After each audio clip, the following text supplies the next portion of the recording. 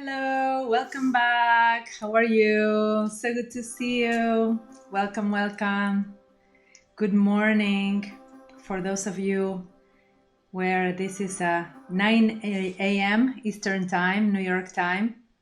Where are you in the world? Do you want to say hello?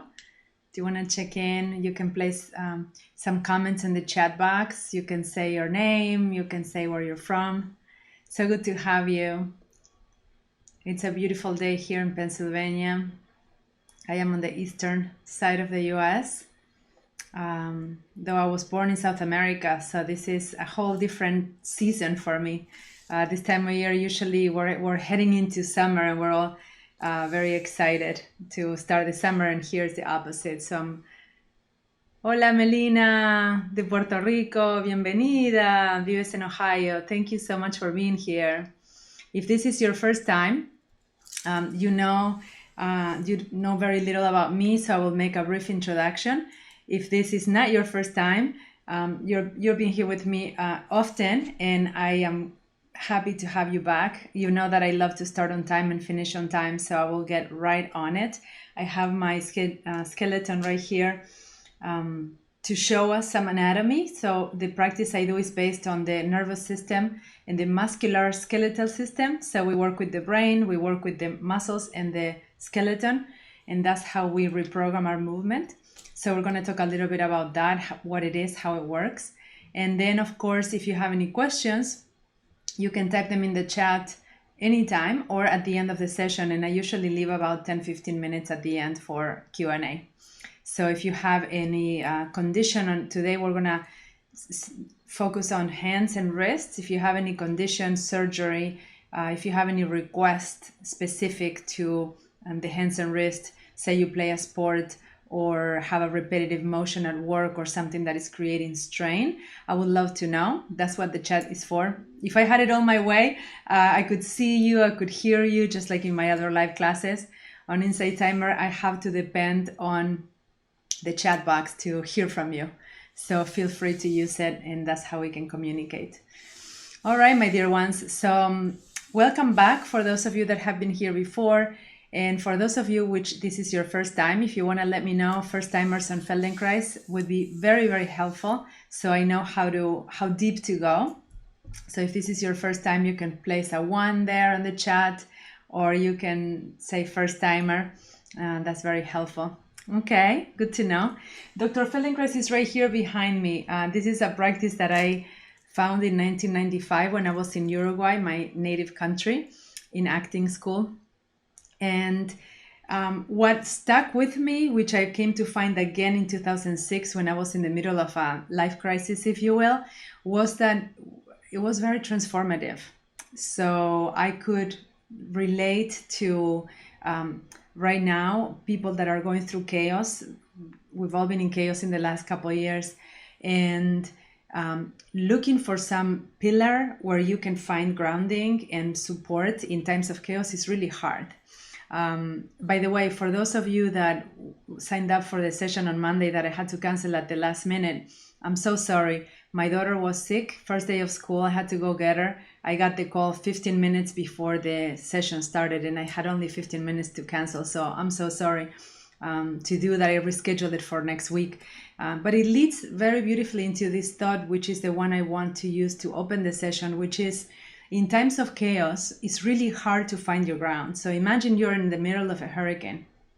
And the hurricane could be the chaos we're going through the world right now, could be the pain that you're experiencing, right? Make it very practical if you want, the examples that I give. So you're in the middle of it. You're not in peace. Something happens where you're disturbed. In that moment, though it will be very useful to come to these practices, right? To use them right away, absolutely. It's more challenging than if you already have them established, right? So in the moment where my session got canceled and I had 55 or 60 people signed up and I had to last minute cancel, I went into panic. I went into a small chaos. And if I haven't had my practices with me, my breathing, my centering practices, my grounding practices, I would have gone out in a loop and be upset with my little one for throwing up at school and have to cancel on you. Because I have these practices, because I practice during the times of peace, in the moments of chaos, those practices work much faster. Can you imagine? It's much easier to go and seek the source of support when you are already established in the practice. And I don't know why humans, right? We only think of, oh, I need help when we are in the middle of it and we are in crisis mode. And that's so much harder because your nervous system, remember, we're going to work with the brain, the heart and body, right? And also with practical ways to access the brain potential. So at that moment, you have to understand the brain is in overdrive. Your nervous system is out of balance, it's in fight or flight. So it takes a gap to self-regulate, to peace, and then to find relief. Do you understand? If you have questions, please put them in the chat so I can go deeper. The point here, friends, is to carve a little space. I know we're all super busy. The purpose of these practices is to give you tools that if you know this is something that you are confronted with, if this is challenging for you, this topic that draw you to the session, carve time to practice that, even if you're not in pain, even if you're not in chaos, and you think, why would I do that? I feel great. Well, tell you what, you're making that gap way smaller. So when the time comes, when you really need it, it's going to be just a hand reach. Yes, you won't have to work harder practicing something that is you're not familiar with. So the movements we'll do today will be very small, will be something you could do during the day if this is a work-related strain you're having. You could do it pre and post practice if you're playing a sport. And if you're recovering from an injury, it's even better because that's the crucial time when you want to make sure that everything repairs as best as possible, because lingering recoveries on our joints are very persistent. So if you don't recover well from a shoulder, hip, knee, wrist injury, it might linger. And you might not feel it, but then on a day where the pressure changes and your joints are tight, or if you slept funny, you're going to feel that coming back as if it wasn't really properly healed. Okay, love. So carpal tunnel and arthritis in the thumb. Which thumb, Sherry? Are you right-handed and it's a right thumb? That's important. Or are you left-handed and it's a right thumb? So is it thumb of the dominant hand? Good to know for me. Anyone like Sherry, if you want to share if you have an injury or specific issue, that would be very helpful so I can tailor the practice to you, which is what I would do if we would have a private session like the ones I have here in my office and online. Okay, so let's see. Melina, carpal tunnel, both thumbs but right-handed, okay. Forearm crutches to walk. Okay, so you're leaning on them, Christine. You're leaning on your forearms and, okay. Shoulders into neck, right-handed, right wrist, okay. Rotator. From making glass, what a beautiful, I know that is so much pressure on the right arm. You are right. Yeah. Let's grip them. Okay, perfect. So we're going to for sure cover that through practical examples. I don't want to make it too heavy on the intellectual part because then it's hard to apply. The only thing I want to show you information-wise, intellectually, like I said, because we work with Feldenkrais, which is brain-based muscular skeletal work, right? So we talk to the brain to gentle movement that is designed to create neuroplasticity, which is the way the brain changes and grows new connections between neurons. The brain is not set in stone like we used to think 20 years ago. The research is showing this. So now we have proof that as we continue learning, new synapses are developing. So let's say you have a synapsis and that is a connection between two neurons in the brain, like a bridge. Let's say you have a synapsis of a repetitive movement that you do all the time, right? Charmaine cutting glass, or if you type, or Christine leaning on the crutches, right? That's a movement that you do so often that is created a cemented connection in your brain. Imagine those two neurons are now bonded. They fire together, they wire together, and they become really so habitual that you don't even think about it. Your body just goes there. So what do we do there? We have to understand that even though the pain is localized sometimes, unless somebody said in the shoulders, but for the most part here, I hear that your pain might be localized on the wrist, on the hands, right? Look at how many bones on the hands. So you have to understand that the body is an organism, right? And if you look even higher at the skeleton, you will see that the hand is connected through this architecture of bones all the way to the shoulder, right? No wonder some people were saying, I think it was shoulder pain right into the neck, because it is a whole structure. Why do I show you this? Because as we make local movements with the hands where the pain is at, I would love for you to intend to just have the thought, because your brain, that's all you need sometimes, it's just the thought, the image, that you're moving from here.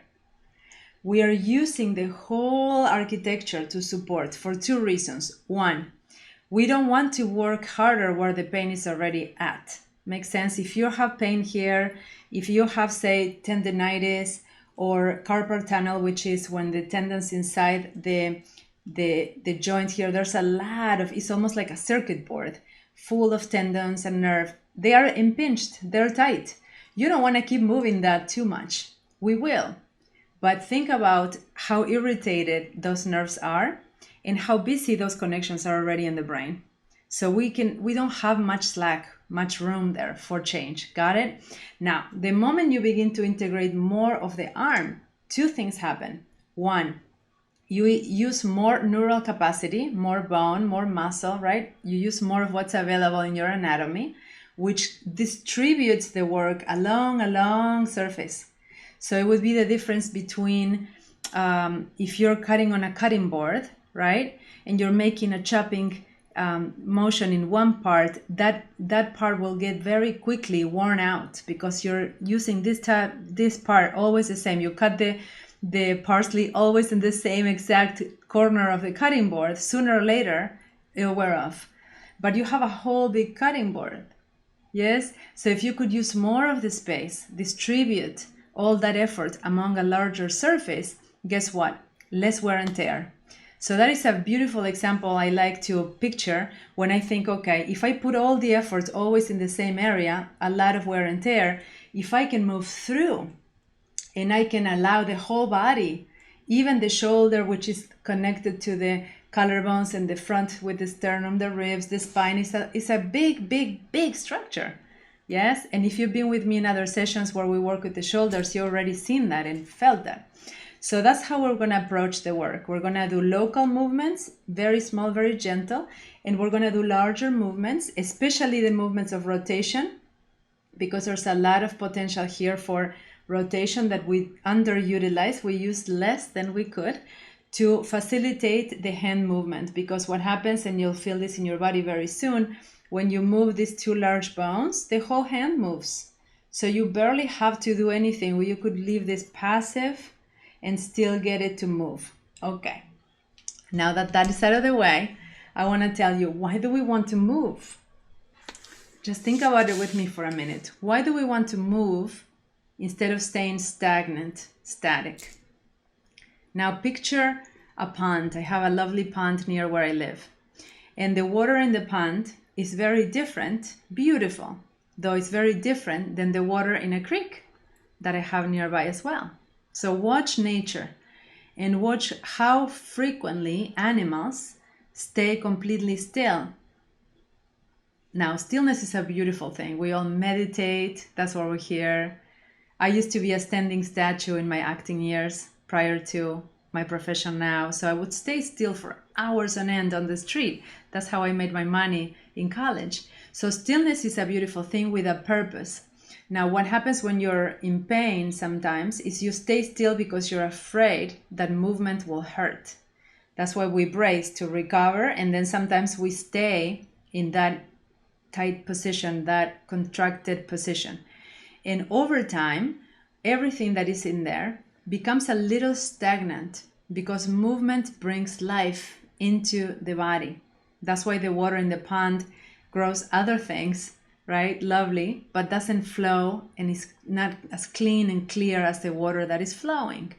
So we want to bring movement into the body in a way that feels safe and that is not painful. We don't want to create more pain receptor activation.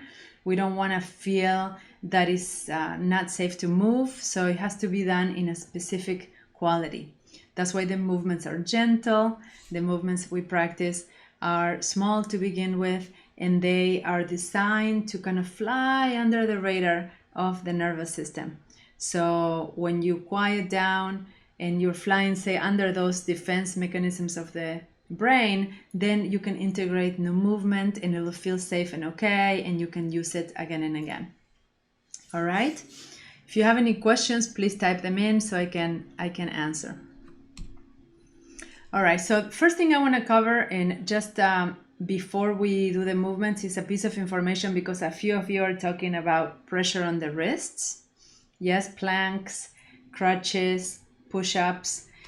So for that, I'm going to ask you to think about the following. And you can do this if you have a yoga block, or you can do this on the floor. Right now, we're going to practice and think about it at the same time. And then later, we're going to just practice and sensing and feeling, not so much thinking. So just grab something, a book or a block, or maybe against the wall. Just place your hand against something. And of course, if you were down in gravity, it would be a lot more heavy, right? Heavier, because all your weight would be on it. But I just want you to understand the mechanism here. And if you haven't seen a skeletal hand, please look at a book, look online, look at how many bones, little bones are there, right? 1, 2, 3, 4, 5, 6, 7. 7 big bones, 4 big and 3 little ones. And these bones are, if you think about it, right? The pressure is there. Can you see that? Can you picture that in your own hand? So when you're pushing against a crutch, the wall, the floor, perfect. See that the pressure is right there in all those little bones. And then the elasticity of your wrist, right? How flexible you are will allow you to bend more or bend less, especially if you're doing something like overhead. Some people are not so flexible. And yet all the pressure is there, yeah? So one mistake we make when we are doing these plank positions and pushing is to go down and let all that force, all that gravitational force, right, go straight down, which is pretty hard to sustain. I would love for you to think, and this is a shift in perspective. It will take practice, and it's possible to think that as you push into something, that supports, be it the crutches, the floor, the wall, they have an ability to give back some support to you. So as you push down, there's an equal and opposite force from the floor that can come up and meet you. So play with this now if you can, if that's your case, that you are. So do a plank, Arun, just a moment, not a lot, just brief, simple movement, and picture, Christine, you can play with this in your crutches. Picture, if you can imagine that you're receiving support up, how to not lean down all the way, but lean in a way, distribute your work, your weight in a way that you receive some support from the ground. So you have to think of the upward direction of the force that is coming to meet you. Can you imagine that? It's as if you are pushing, but you're not falling. You are finding through your bones what is the alignment that allows you to have that upright force coming to meet you. This is perfect if you want to practice it against the wall. So instead of you leaning your weight against the wall, you find out how can the wall push back and meet my force. Yeah, food for thought, something to practice. I only addressed it because it was something that more than one person here mentioned. Okay. All right. So for the practice, I would like you to now, if you can, if it's possible for you, to lie down on the floor. If not okay, then sit down. It'll be equally easy to do. The reason why I ask you always to lie on a space on the floor is because our nervous system quiets down a lot, about 80-90%. So it's much easier to work with the brain when the nervous system is calm. So if you can, lie down, you can bend your knees. Absolutely, yes, all of it. T, the question was, are we distributing through the fingers in the plank? All of it. All the source of support has a potential to receive support back. So if you lift your fingers, they're not available. But if they're on the floor, you use that grip, that contact to receive support back and lift through the bones. Yeah, that's how you do it. We are gonna work with the being of the computer in just a moment. Yeah, that's a difference though, because the computer is not really giving you support back, because the fingers are not pushing on the computer, they're moving. It's more like a keyboard playing, a musician. It's different. The receiving the support back is anytime you are pushing into a surface, say you're pushing on the floor with your foot or on the hands against the wall or the floor or the crutches, or some people do rock climbing, same idea, right? You're using the support to lift you. Yeah. Okay, my friends, so find a place on the floor where you can rest. Legs are bent. Yeah. And just sense, we're gonna keep the legs kind of quiet for this session. I want to make it specific, so if they're more comfortable long, that's okay. If you want to bend them, it's perfect. If you get tired, move them a little bit. But for now, let's see that you can sense the contact of your chest on the floor. And the first thing I want to mention is, as you close your eyes here, put the arms long. And if this is you sitting, you have to transfer the directions, but they will be equally useful. To find yourself now lying with the arms long along the sides of your body and sensing the contact of the back with the floor. So the chest, the shoulders, your spine. Sensing and feeling from within as if you had an inner eye that is tracking and scanning. Not really interested right now in changing anything, or definitely not judging it, because nothing you can do to change it right now. You're just observing. So it's more like a little scout. On the back, lying on the back, yes. Lying on your back with the back on the floor, and you're sensing the contact of your whole chest, the back, the torso, right? The shoulders, the ribs, middle back, the lower back. Your knees are bent, preferably to keep your legs comfortable, shoulder width apart. They can stay there. And notice if your head, the back of your head, in your perception, and okay, if it's different, then reality doesn't matter right now. We're going in and sensing what you can sense. Notice if in your perception, the back of your head is in alignment with your spine, or a little closer to the right shoulder or the left shoulder. And you'll understand in just a moment why that is important and significant. So let's see, what is your preference? Do you have a tendency or a preference for the head to be in the middle? Or do you like it more turned to the right or turned to the left, or perhaps side bent, tilted? So notice that. Maybe turn the head a little right and left so you can feel movement. As if you're looking, you can open your eyes or keep them closed.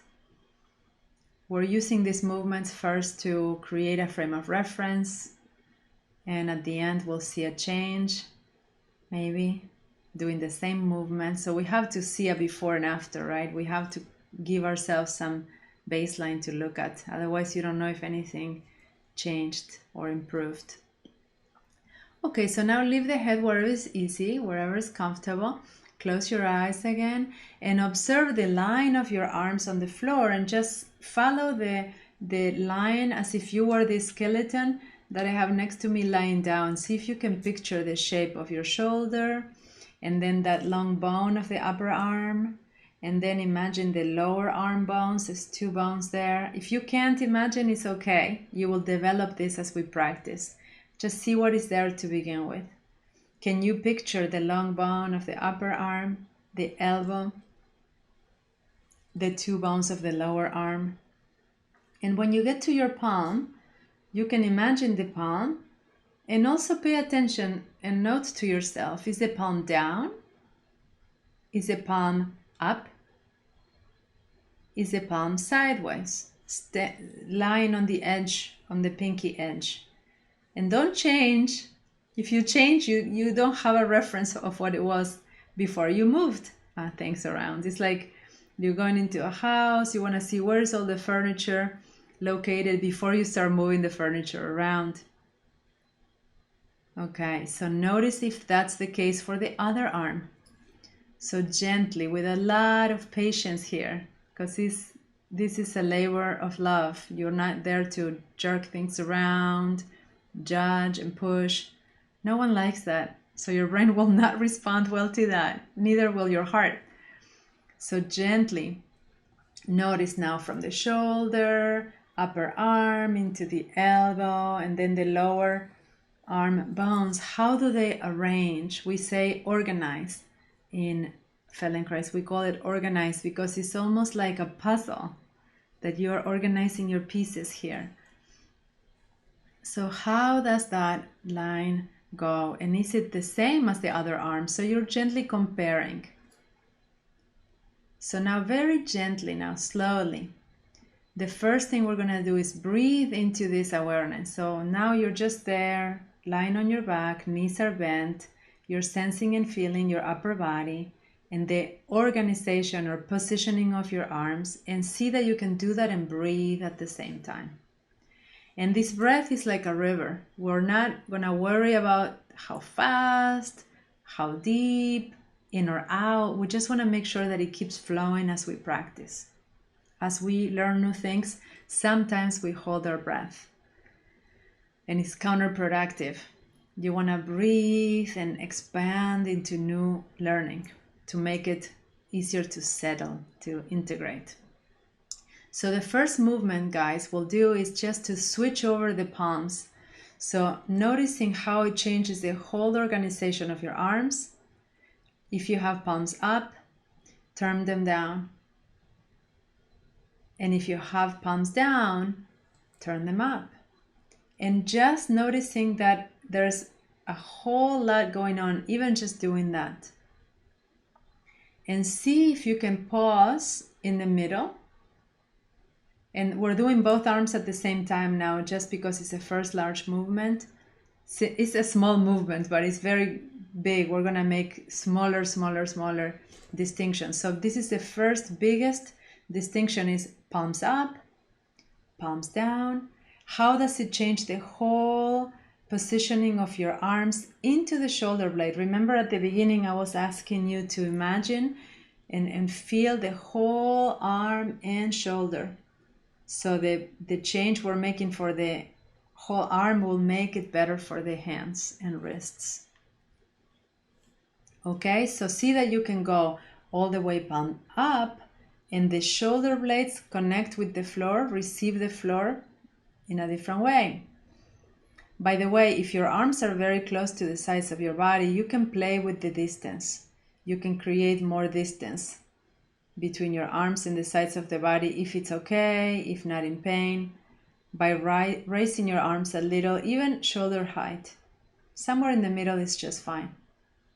Space between you and your body so you can move more between your arms and the sides of your body.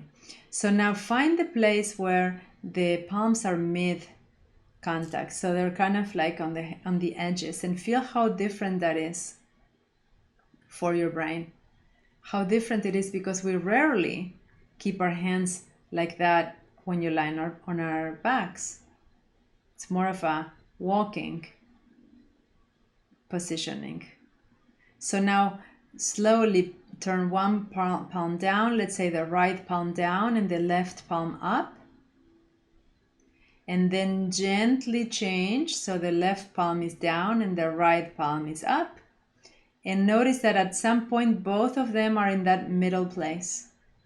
So make it as a little alternating motion and watch what your shoulders do. Relax your fingers, remember to breathe. And now watch if your eyes can follow the movement.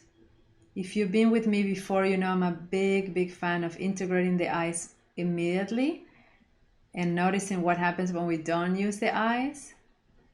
We're not going to go into that. Allow the eyes to move and follow. And of course, your head can follow the eyes. And watch, do your eyes like to go and look at the palm that is up? Not that you can see the palm, but just looking in that direction, even if the eyes are closed. Do the eyes go to the right when the right palm is up?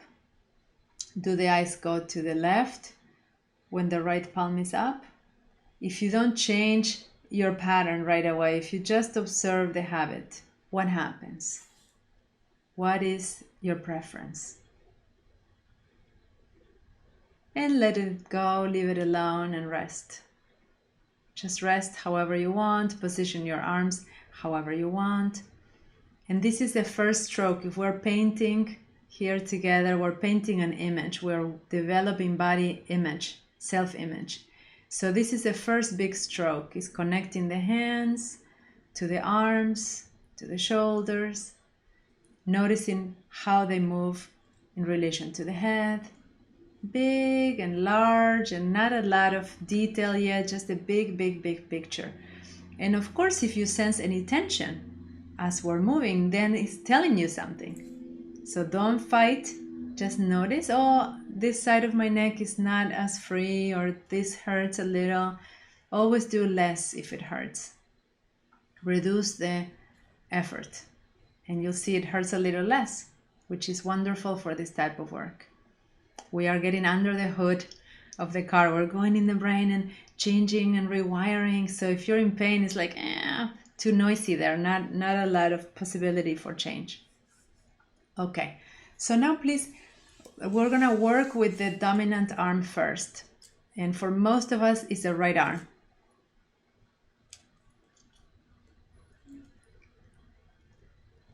If your arms are parallel, it's okay. We're gonna move to the next movement. Don't worry about it. If you're standing and if you can sit down, that would be much better. Why? Because even a little bit less nervous system activation when you're seated than standing. So it's a lot easier. If you cannot sit down, that's okay. So for now, we're gonna do another movement where you work with the dominant hand.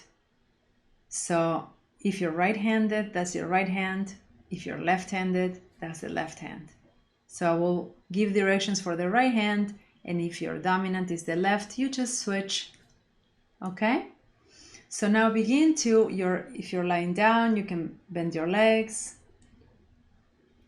And now keep this arm to the side.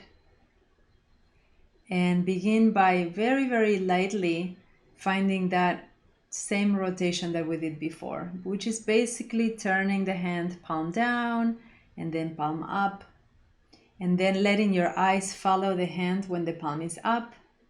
So if you're working with the right hand, you take the hand palm up and you look at it. You look in that direction. You don't have to look down. You just look to the right when the palm is up. And use the left hand, use the other hand to witness what happens in the front. So you can place the other hand on your chest just once or twice and notice that every time you turn the palm up, your chest widens and opens and your collarbone moves. Sure, I can show you my whole arm, but it's more about what you can feel with yours. So basically I'm just turning my palm up and then down. So rotating the arm, that's the very first movement. And the reason I don't show is because there's really not much to see on my own arm. It's more about what you can feel in your own arm, what's gonna make the difference for your brain. Your brain doesn't respond so much to copying my movement as to finding your own movement. In this kind of work, there's other practices where it's easier to see and then copy. In Feldenkrais, it's more about finding your own movement. So that's why I don't demonstrate so much. So now, as you turn the palm and you witness with the other hand, notice that when the palm is up and your head looks in that direction, everything moves back. everything widens. And you can use the other hand to talk to the tissue, right? To listen for the movement of the collarbone and the sternum, and to stretch or lengthen even more the front of your body. I like lengthening more than stretching, because stretching is limited, but lengthening is almost infinite. So lengthen the front of the body into the shoulder as you open the arm, and allow the whole now right side of your chest to support the turning of the palm. Couple times. And of course the head is turning to the right. If you're working with the left side, it's the opposite direction. But just gently, as you breathe, organizing now not only the arm into rotation, the palm up, the head in that direction, also the front of the chest. And you can soften with your fingertips gently the tissue there. It might be tender, so go slow and gently with it, and let it widen and open. So the whole right side, if you're working with the right arm, is connected now. Not just the hand, also your breast area, your ribs, via the sternum that you're moving. So you're connecting the front of your body with the back of your body into the arm, the shoulder, the hand, and the wrist. And then let it go, rest. Place everything down and feel the difference. Calm down now the movement part and activate the sensing and feeling part of your brain, where you're now sensing how much bigger does it feel, the arm that you were just moving a little bit. How much longer? And even if it's a small difference, see if you can notice. You know, I'm not demonstrating, but I'm doing it with you so I can guide you. And you could see how much lower my shoulder is and the arm and the side that I'm working. And it's usually not the case, but there's tension here. Can you feel? And now I'm at rest, and this arm is much longer. So if you're sensing length and less tension on the arm that we're working with, it's a good sign. And if there's not a big difference yet, it's okay. Slowly, we take baby steps, we get there. Now bring back the same arm to your attention. Bend your knees again. If you're lying down, bring this arm, and now as you have it long distance from your body, if you're seated, you can have it just hanging. And now keep the palm up, so rotating out, opening, so we continue layering here, opening the front, and now keeping the palm up, just bend the elbow and let the hand hang. And notice how can you do that easily, as if you are bringing something to yourself, like to your front, but not to the mouth, not too high, just at the level of the arm bending. You're not lifting it off the floor, you're just bending at the elbow and letting your hand flap, just flap, not stay in tension, but just let gravity work for you.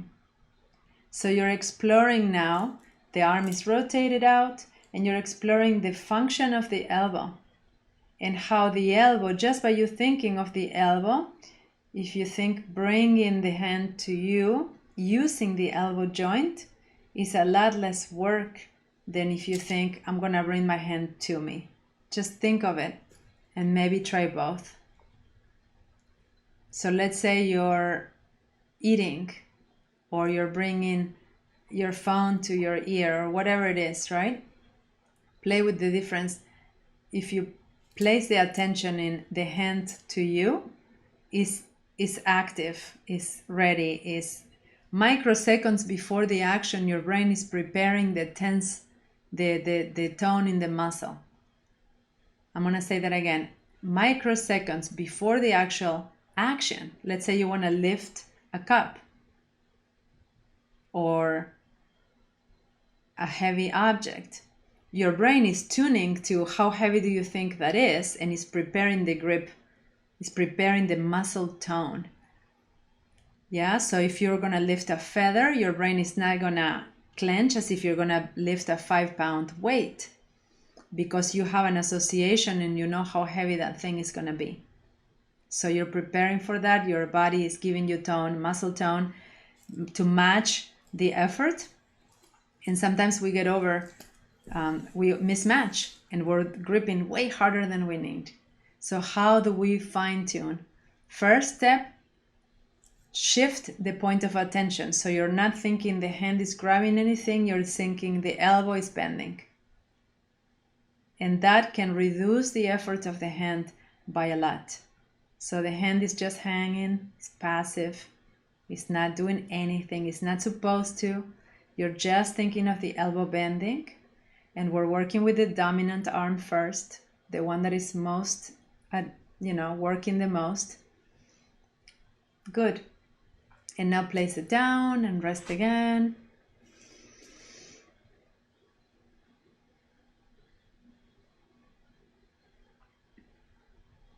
And then if you want to, you can turn your head a little when you're resting.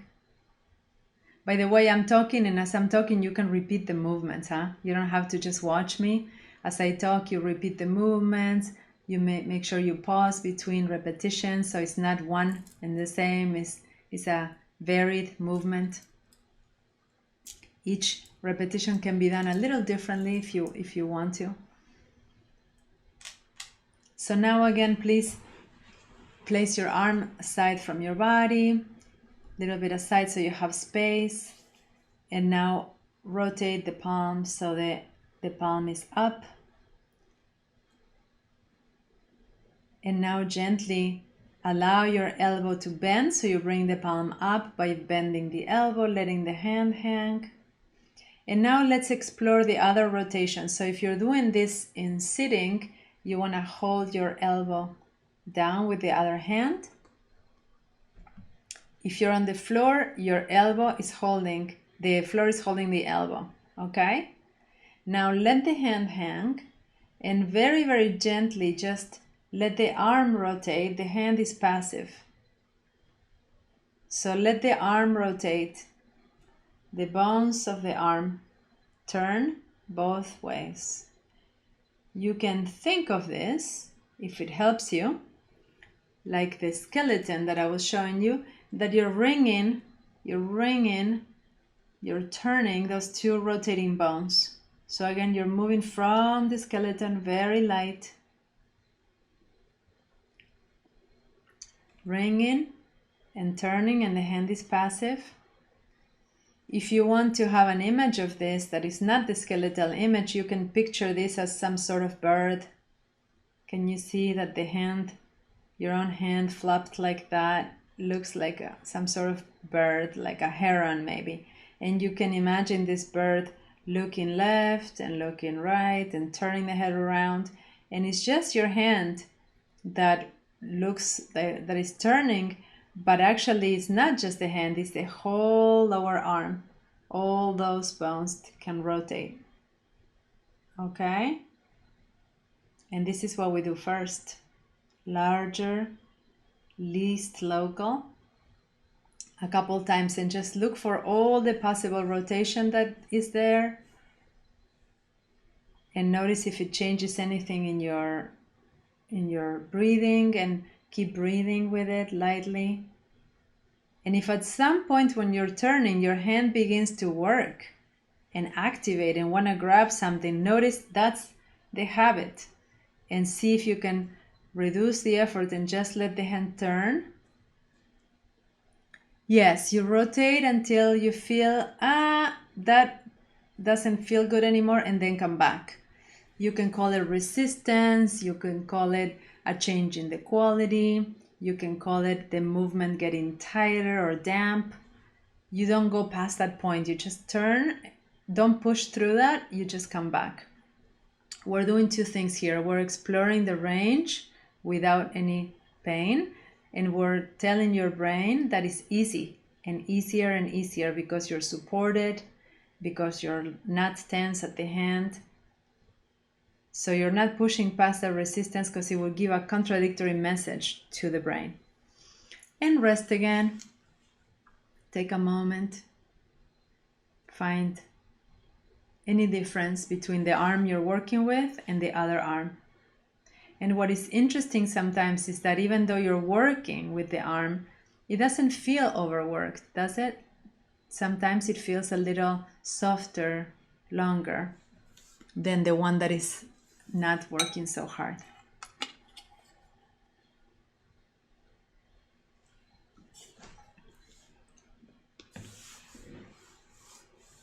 When you're ready, bring the hand up again, arm to the side, bend it at the elbow, let the hand hang. And now place your thumb inside the palm. So you're grabbing your fingers you're grabbing your palm with your other fingers. And now lift the hand and then let it go down.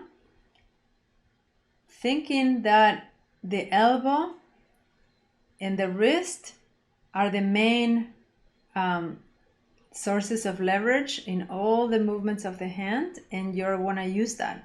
So you're moving the hand from the wrist. If it helps you, if you can do it easily, you can use your other hand, the left hand, place a thumb inside the wrist, place the other fingers on the other side, and look for how can you bring your own hand up. Not because the hand is doing anything, it's the other hand. So you see that I'm pulling on the skin, and I'm looking for bone contact.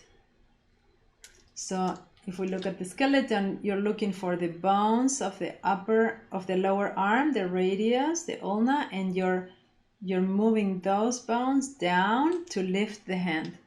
So the hand is passive, the thumb is inside the hand is hanging, and you're grabbing yourself to use the other hand to find the easiest, slowest motion of the wrist that you can indirectly.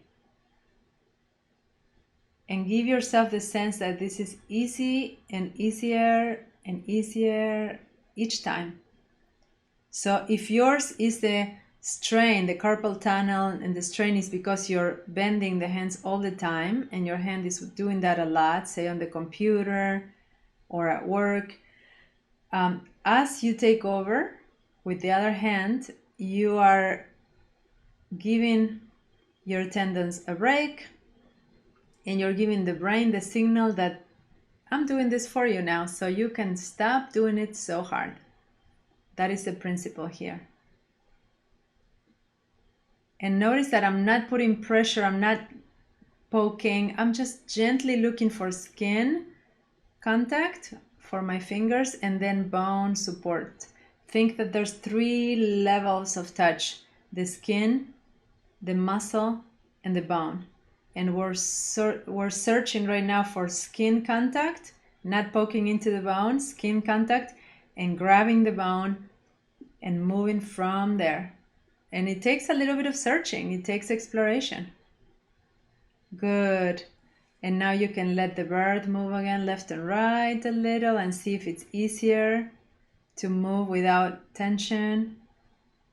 And then unlock the elbow and rest. And feel the difference all the way to the fingertips on that hand compared with the other hand. Even though we're not moving the fingertips. See if there's any tingling or warm sensation.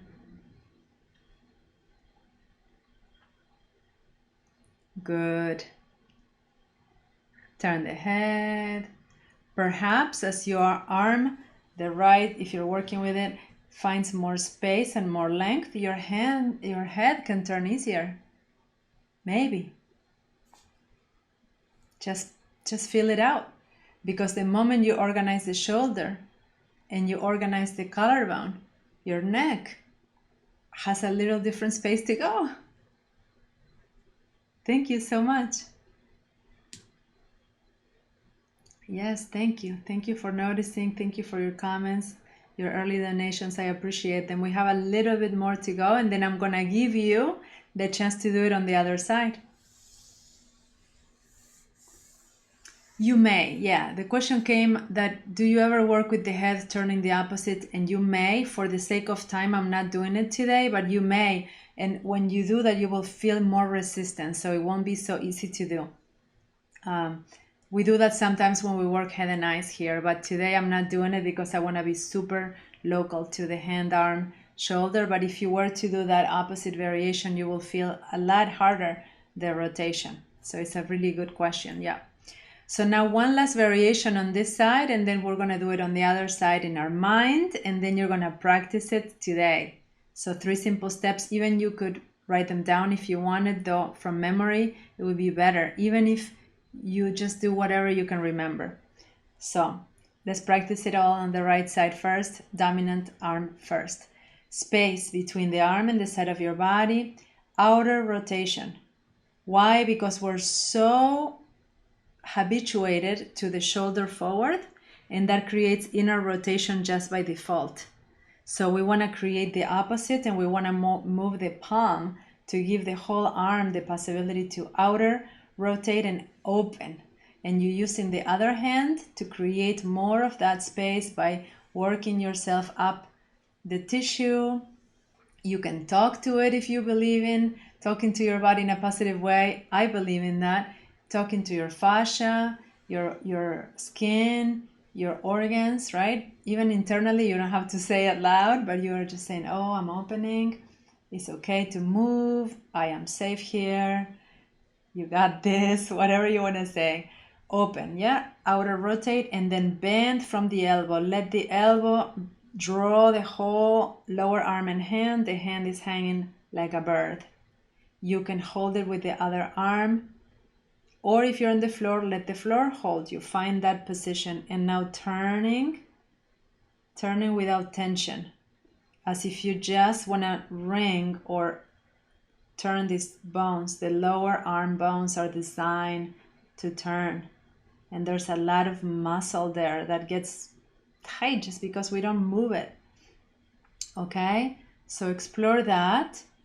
Explore the lifting of the hand and look at my fingers. The fingers, if you don't tense them, they don't lift all the way. They just keep hanging.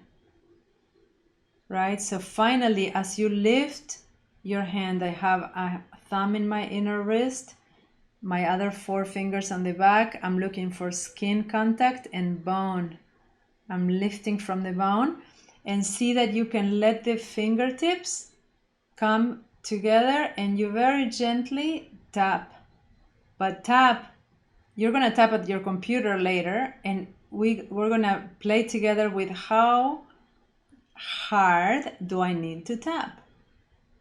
So now your hand is up, not because it's working, it's because you're holding it by bone support.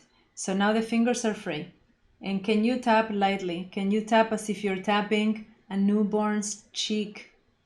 You cannot slap this baby. It's too new. It's too gentle. So can you just find the opposition between the thumb and the other fingers as a possibility? Nothing else. We don't want to get anything else done except finding what is possible. Got it. Okay, now that you found that it's possible, you can scroll. You can scroll. Scroll from the pinky, from the thumb, all the way the length of the pinky, and then from the ring finger all the way down, scroll. Your thumb loves scrolling, doesn't it? But now we're not scrolling with a purpose. We're just scrolling to feel, is it possible or does it hurt? And if it hurts, you just do the knuckle. Got it? For those of you earlier in the chat that were saying it hurts in the thumb because you have injury, just do the little first knuckle, the thumb pad, the finger pad. It's enough. And as you get better and stronger, repeating this over and over again, hopefully, that's how we practice with our brain. We have to repeat. You can do more, okay? And then the other finger, Yeah, and then wrap the hand again and let it go. And see that when you're holding here, you're immobilizing the fingers so they don't tense. When you free the fingers and you lift, there's some arrangement of your fingers that they do on their own without tension. And that's the hand at rest. Soft. Now let it go. And one last time, feel the difference between the arm that we worked on and the other arm. And your job, my friends, your practice would be, if you like it, to as soon as possible. I don't want to keep us longer than the time of the class, so we cannot do the whole sequence on the other arm. As soon as you can, do it on the other side. The spacing, the rotation, opening from the front, bending the elbow, letting the bird turn, and then moving this wrist using the other hand. Eventually get into the tapping, right? It may take you a little while. You maybe do just half of it. Think about the other one. Do it whenever you can. That's how you practice, by the way, in your brain. You can think about it. Think about the gentle touch that we found as you're typing in your computer, typing on the phone. Sometimes we use so much pressure. That's compression. That is impact on the joints. Sometimes we keep our hands in fixed positions. That is impact on the joints and the tendons. Sometimes we're grabbing. Next time you're cooking, notice, do you need to grab the knife just that hard? Can you reduce the grip? Do you need to grab the steering wheel that hard? Can you reduce the grip? And you begin to recalibrate, thinking of the whole arm and how it relates to the shoulder, and letting more of the upper body, the torso, participate in every movement of the hand, the arm, the wrist. My friends, we're 7 minutes late. I'm so sorry. I chatted more than usual today. Love to see you here. Those of you that are coming back, welcome. To those that is your first time, please return. I always love to hear from you and see you. And I hope you find practices useful. The practices that we did today, remember them. Do them again, even just once or twice. You might look a little funny if you're at work or at a restaurant doing this, but I promise you that it's worth it, because guess what? Your brain will repeat those neural connections and they will become a habit. So then next time you are, hurting yourself, you will rethink the amount of effort, the amount of tension, and where does it come from? I'll leave you with this question. Where does your hand begin? Where does your hand begin? And if you're thinking it begins here, you're missing on a whole lot of body connection there. So think about it. Ask your brain, ask your nervous system, how far my hand goes into my spine? Where can I move from? How long is my hand in my body image? Right? Look up in Google, the representation of the brain. The representation of the hand in the brain is huge. So we have huge brain capacity to work with our hands. And maybe the issue is that we're very local. We're just doing this, and we could be doing more with our whole body to redistribute the effort that the hand is taking on. So I leave you with that to explore. Look up for more information on my page and in my website. And I wish you a beautiful day. Much, much, much love and gratitude. I will see you next Monday. Be well and continue smiling. Continue shining. There's some love that connects us all. That's why you're here. I make my intention to attract people that are in the same frequency, in the frequency of love, growth, trust in ourselves. And this is why we're here. So now we go and we take this out into the world. And all it takes is a little smile, promise you. Don't even need to say anything. Connecting to this moment and to this feeling, smiling it out, get it back to you, and then one day at a time, and we'll see the difference in the world, okay?